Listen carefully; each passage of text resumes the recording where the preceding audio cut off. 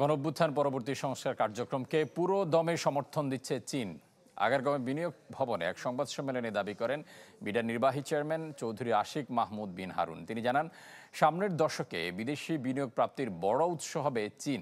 সেজন্য দেশটির সঙ্গে বিনিয়োগ ও বাণিজ্য সম্মেলনের আয়োজন করা হয়, যার সুফল বছর দুয়েকের মধ্যে দৃশ্যমান হবে। তবে এরই মধ্যে জ্বালানি সংকট নিরসন জরুরি বলে মনে করছেন আশিক চৌধুরী। তার মতে মূলত সস্তা শ্রম ও বড় ভোক্তা বাজার ঘিরে বাংলাদেশে বিনিয়োগের আগ্রহ চীনা ব্যবসায়ীদের। এক্ষেত্রে দেশের নিরাপত্তা হুমকির মুখে পড়ার আশঙ্কা নেই, বরং দ্বিপাক্ষিক সম্পর্ক শক্তিশালী করার সুযোগ রয়েছে।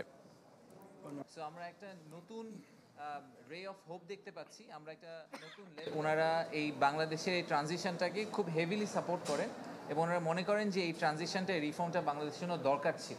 আমার জেনুইন বিলিফ যে investment is not a political agenda. Investment সবার জন্য দরকার। ইনভেস্টমেন্ট আগামী বা যারাই ক্ষমতায় আসুক, যখনই ক্ষমতায় আসুক, তাদের জন্য ইনভেস্টমেন্ট প্রমোট করাটা একটা প্রাইমারি এজেন্ডা হবে। সো আমরা যা ইনভেস্টমেন্ট প্রমোট করার কাজ করতে থাকবো, ওনারা ওই কাজটাকে কন্টিনিউ করবেন।